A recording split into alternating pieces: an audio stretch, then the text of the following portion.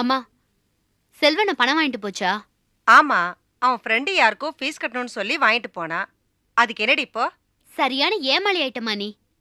செல்வன்னா உன்கிட்ட போய் சொல்லி பணம் வாங்கிட்டு போயிருக்கு. என்னடி சொல்ற? ஆமா, அது யாருக்குன்னு தெரியுமா? தெரிஞ்சா நீ கொதிச்சு போயிடுவ. அந்த போஸுக்கு. போஸுக்கா? அவன் எங்கடி இங்க வந்தா? வந்தாரே, நம்ம வீட்டு வாசல்ல வந்துட்டு செல்வண்ண கிட்ட பணம் வாங்கிட்டு போனத என் கண்ணால பார்த்தேன். அந்த ஆளு பொண்டாட்டி தனத்தோட ஆஸ்பத்திரி செலவுக்கு வந்து பணம் கேட்டிருக்கு. செல்வண்ண உன்கிட்டே நாடகமாடி ஏமாத்தி உன்கிட்டே பணம் வாங்கி கொண்டு போய் கொடுத்துருக்கு. அட பாவி, எப்படி இவன் ஏன் வயித்துல வந்து பிறந்தா?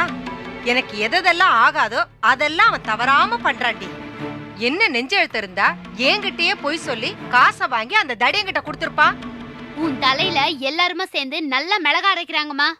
ஆமாண்டி, அதுவும் இந்த செல்வம் இருக்கானே, இப்படி அஞ்சாம்படையா வந்து வாச்சிருக்காண்டி. அவனை பெத்து வளர்த்து புள்ள பூச்சிய மடியில கட்டின மாதிரி பெரிய இம்சையா இருக்காண்டி. எப்படி நடிக்கிறான் தெரியுமா என்கிட்டயே? சரி, இவன் தான் கிடக்குறான். அந்த போசு பையன் கொஞ்சமாவது ரோஷமான இருந்து உப்பு போட்டு சோறு திங்கிறவனா இருந்தா இங்க வந்து நிப்பானாடி. எந்த மூஞ்சியோட பணம் கேட்டு இங்க வந்தானோ, வந்து திருட்டுத்தனமா வாசலே நின்னுகிட்டு ஏதோ களவாணி பையன் மாதிரி என் வீட்டு காசையே வாங்கிட்டு போயிருக்கிறானே ஈன பையன். அந்த எடுவட்ட பயலுக்கு இந்த வீட்டு பைத்தியக்கார பையன் செல்வமும் உடந்த. அம்மா, ஏமா இப்படி வெட்டியா புலம்புற? புலம்பாம என்னடி பண்றது?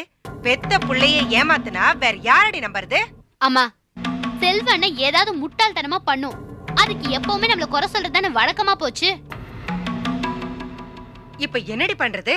உடனே இத மாணிக்கான கிட்ட சொல்லி ரெண்டுல ஒண்ணு பாத்துடணும். கரெக்டடி, கிளம்புடி. நாம அவனை கடையில போய் பார்த்து இந்த விஷயத்த சொல்லணும். அவன் பொண்டாட்டி தாண்டி இதுக்கெல்லாம் காரணமே.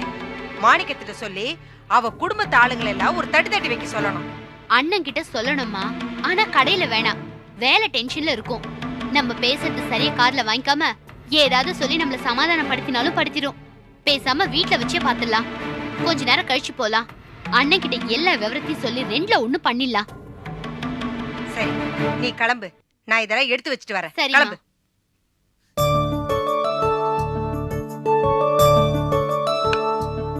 வா மீனா.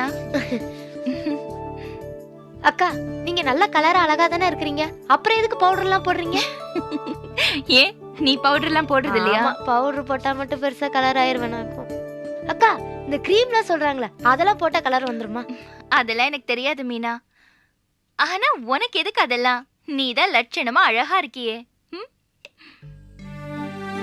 அதெல்லாம் போட்டாவது இந்த கருப்பு தோல் போய் கலர் ஆயிருமான்னு தான். நான் கருப்பா இருக்கிறேன்னு சொல்லி என் மெஸ்ஸுக்கு சாப்பிட வரவங்க கூட என் கையால சாப்பிடறக்கு அருவருப்பு பண்றாங்க. இந்த பக்கத்து வீட்டு கிளவில அது என்ன அண்டா காக்கான்னு தான் கூப்பிடும். அதை விடுங்க, என் கூட பிறந்தவங்களே நான் கருப்பா இருக்கிறேன்னு சொல்லி என்ன மதிக்கிறது கிடையாது.